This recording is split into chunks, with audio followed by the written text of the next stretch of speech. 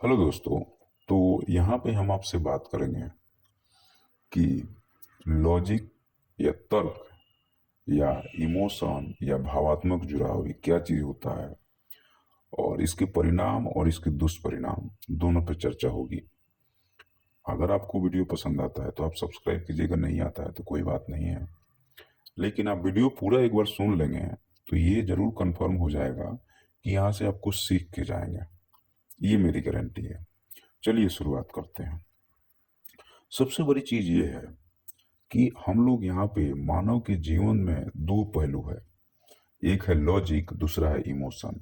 एक है तर्क, दूसरा है भावात्मक जुड़ाव।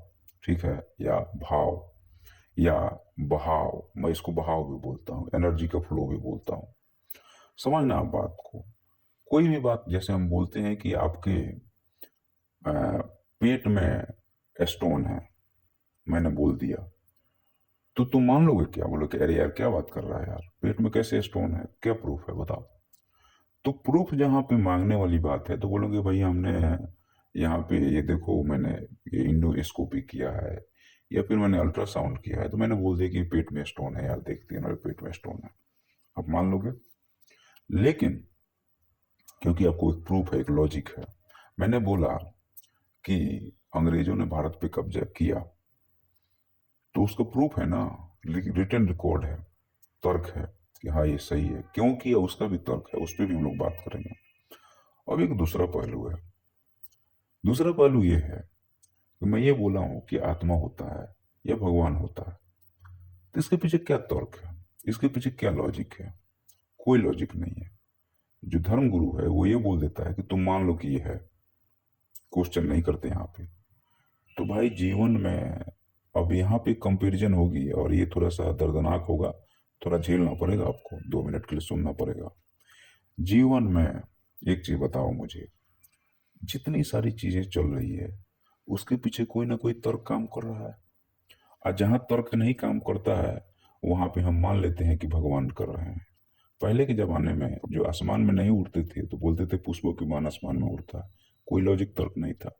आज एरोप्लेन उड़ा रहे हैं तो उसको मानना कम कर दिए हैं कि भाई विमान ये है, फलना ये है, ढिकना ये है। लॉजिक है अब।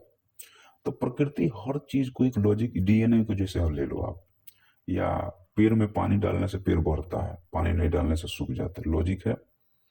तो एक चीज बताओ मुझे कि जीवन में जब इस सब में लॉजिक है तो भगवान वाले पॉइंट पे तुम क्यों नहीं लॉजिक मांगते हो?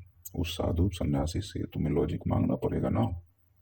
अगर आप उससे लॉजिक नहीं मांगोगे तो कैसे काम चलेगा? अगर लॉजिक नहीं मांगोगे तो फिर आप मूर्ख बनोगे।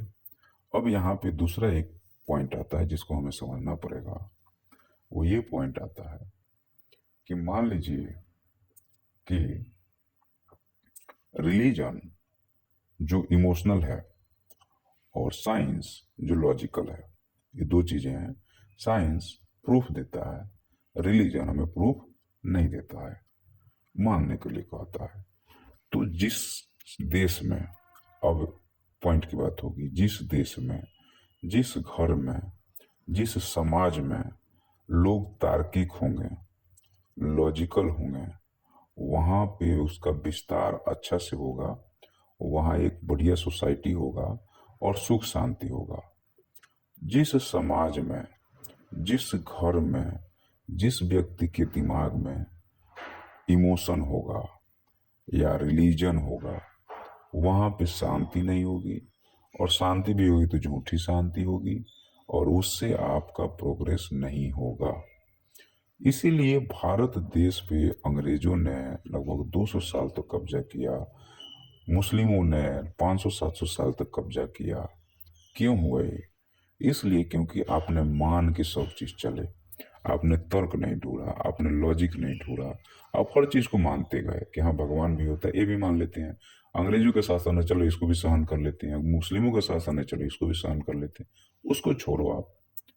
अगर आप लॉजिकल और तार्किक नहीं होते हो अपने जीवन में तो हर चीज को जो बोल देते हो मान लेते हो, क्वेश्चन रेज नहीं करते हो। तो इससे क्या साबित हो रहा है? इससे ये साबित हो रहा है कि आप मूर्ख हो, आप इमोशनल हो, आप इमोशनफुल हो।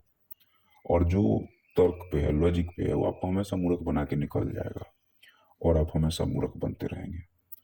तो यहाँ पे आपका जो डिसीजन मेकिंग करेक्टर है वो गड़बड़ है। और डिसीजन मेकिंग करेक्टर अगर गड़बड़ होगा तो आप हमेशा मूर्ख बनते रहेंगे और सामने वाला हमेशा मूर्ख बनाते रहेगा। आज जो धर्मगुरु हैं, कितने धर्मगुरु हैं जो भगवान को प्राप्त हुए, जरा बताओ मुझे। कोई नहीं है, कोई नहीं है। आज से 1000 साल तक में भी कोई नहीं मिलेगा। ठीक है, ये सब बकवास की बातें हैं। सबसे बड़ी चीज ये है कि अगर वो धर्मगुरु भगवान को प्राप्त हो गया तो उसको मेडिकल साइंस की जरूरत क्यों पड़ रही है? उसके पास इतनी शक्ति है कि अपनी सारा चीज स्वयं से ठीक कर सकता है। क्यों जरूरत पड़ रही है? नहीं होना भाई। तो इसका ये मतलब है कि कहीं ना कहीं हम धोखे में जी रहे हैं। कहीं ना कहीं हम धोखे में जी रहे हैं और हम जिए जा रहे हैं और हम उसी को सत्य मान लिए हैं। अब देखना, जितने लोग धर्मावलंबी हैं या धर्म को मानने वाले हैं वो साइंस को झूठा मान लेते हैं। लेकिन उसी व्यक्ति को जब बीमार पड़ता है तो भागा भागा डॉक्टर के पास जाता है। और जो भगवान को मंदिरों में या मूर्तियों में जाके खड़ा हो जाता है, देख लेना, वो मर जाता है। जितने को सांप काट लेता है वो झाड़ फूक के चक्कर में पड़ता है और मर जाता है। तो लॉजिक नहीं है ना वहां। और प्रकृति तो लॉजिक पे चलता है भाई। प्रकृति की लॉजिक पे तो चलता नहीं, इमोशन पे चलता नहीं, भावात्मक भाव है ही नहीं वहां पे। उसका कोई जगह ही नहीं है। तुम उसको सही मान लिए हो। भावात्मक भाव आपके दिमाग में है, लॉजिक नहीं है। लॉजिक दिमाग में नहीं है, लॉजिक तो सामने है। भावात्मक भाव जो आपके दिमाग में है। तो जब जो चीजें आपके दिमाग में है वो सही है या गलत है, इसका प्रूफ तो आपके पास भी नहीं है, कहने वाले के पास भी नहीं है, सुनने वाले के पास भी नहीं है। और उसको सत्य मान बैठे, और जो सही था उसको नहीं माने। अभी हम लोग फिर से गुलाम होने जा रहे हैं। अब आपको लगे क्या बेवकूफ़ी वाली बात कर रहे हो आप। सही बोल रहा हूँ। आर्टिफिशियल इंटेलिजेंस आज से 5 साल बाद में इतना एडवांस निकल जाएगा, इमोशनल मतलब इतना एडवांस निकल जाएगा कि फिर से वो पूरे वर्ल्ड पे कब्जा करने वाला है और आप गुलाम बनने वाले हो। आप देख लेना। ये मेरा भविष्यवाणी इसलिए है क्योंकि अभी आप उसके दुष्प्रभाव को या उसकी पकड़ को आप पहुंच नहीं देख रहे हो। ब्रिटेन ने पूरे वर्ल्ड पे कब्जा कैसे किया? उसने लॉजिकल थिंकिंग को आगे बढ़ाया, विज्ञान को आगे बढ़ाया। उसने ऐसे तोपें बनाई, ऐसे मशीनें बनाई, ऐसे नावें बनाई और इतना फास्ट वे में बनाया। और जहां पे लोग भावात्मक रूप से जुड़े थे, लॉजिकल नहीं थे, उन पे कब्जा कर लिया। पढ़ते रहो अपने भगवान को, लिखते रहो अपने भगवान को, जीते रहो अपने भगवान को। सामने वाले ने आपको ऐसी तैसी करके चले गया 200 साल।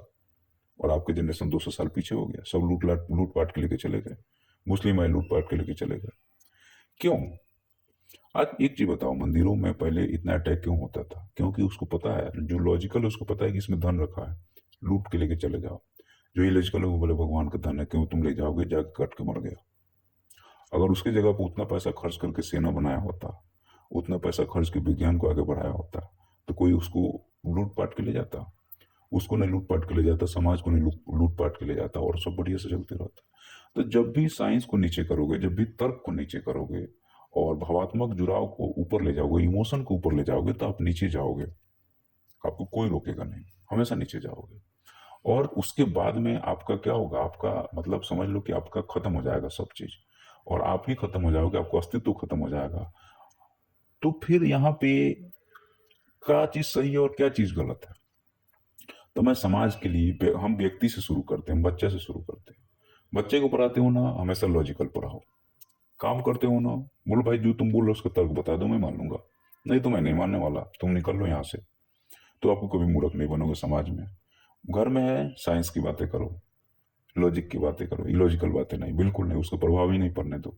आपका घर हमेशा आगे बढ़ते रहेगा, आप दुखों से हमेशा दूर रहोगे। तीसरी चीज है, समाज में लॉजिक की बातें करो, देश में लॉजिक की बातें करो, साइंस को आगे बढ़ाओ। क्योंकि प्रकृति लॉजिक पे चलता पाऊंगी, प्रकृति का कोई इमोशन ही नहीं है। मैं आपको बता दूं, आप एक पेड़ की टहनी तोड़ने जाओ, आप जाओगे तोड़ के लेगा, वो पेड़ रोता है? नहीं रोता, इमोशन नहीं है उसके पास, इमोशन लेस है। और इमोशन व्यक्त कौन कर रहा है? जानवर इमोशन व्यक्त कर रहा है? बहुत कम जानवर है इमोशन व्यक्त करते हैं। मानव सबसे ज्यादा इमोशन से ग्रसित है। यह एक दिमागी बीमारी है, यह एक दिमागी बीमारी है। इसे दूर करना पड़ेगा। इमोशन जरूरी है।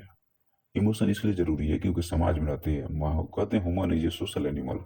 समाज में रहते इमोशन जरूरी है। इमोशन नहीं रहेगा तो आप जानवर बन जाओगे। लेकिन मैं ये बोलता हूँ कि इमोशन की एक लिमिटेशन है। हर जगह इमोशन को घुसाना जरूरी नहीं है।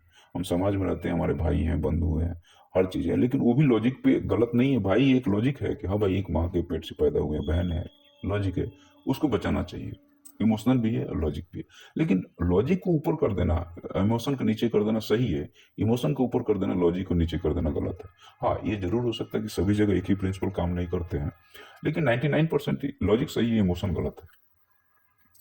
आपको इमोशन से पेट नहीं भरेगा। हम कह दें कि हमारा भाई है, 500 करोड़ की प्रॉपर्टीज है, वो 10 रुपए तुमको देने नहीं आएगा, लेकिन समाज में इमोशनल फूल बनने के लिए, लोगों को इमोशनल फूल बनाने के लिए तुम जरूर ये बात बताओगे कि हाँ भैया, ये मेरे भाई है, इसको 500 करोड़ की प्रॉपर्टी है। अनिल अंबानी, मुकेश अंबानी, दोनों भाई हैं। मुकेश अंबानी के पास आज वर्ल्ड का 10% जीडीपी, अनिल अंबानी कंगाल है। अनिल अंबानी समाज में ये भी कह देगा कि मुकेश अंबानी मेरा भाई है, तो उससे उसकी कंगाली दूर नहीं हो जाएगी। उसके लिए अनिल अंबानी को मेहनत करना पड़ेगा। मैं बोल दूं मेरे मामा करोड़पति हैं, उससे मेरी गरीबी दूर नहीं होगी। ये भावात्मक रूप से रिप्रेजेंट करना हुआ समाज के प्रति कि हाँ भाई, मैं, मेरे मामा अमीर है इसलिए मैं भी अमीर हूं, नहीं। लेकिन लोगों के सामने आप अपनी, थोड़ी देर के लिए खुशी के लिए, आप अपनी खुशी के लिए, आप अपने आप को रिप्रेजेंट करने के लिए उनका सहारा लिया, मामा का, चाचा का, काका का, मेरे काका फलना पोस्ट में है, मेरे दादा ये है, मेरे वो है। लेकिन आप नहीं हो ना। लेकिन आपके दिमाग में एक शांति मिल गई, लोगों के सामने आपने ये रिप्रेजेंट कर दिया, और आप ये सोच रहे हो कि लोग खुश हो जाएंगे। नहीं, मतलब है लोग खुश होंगे कि दुखी होंगे। आप अपने आप को फूल बना रहे हो, आप अपने आप को मूर्ख बना रहे हो।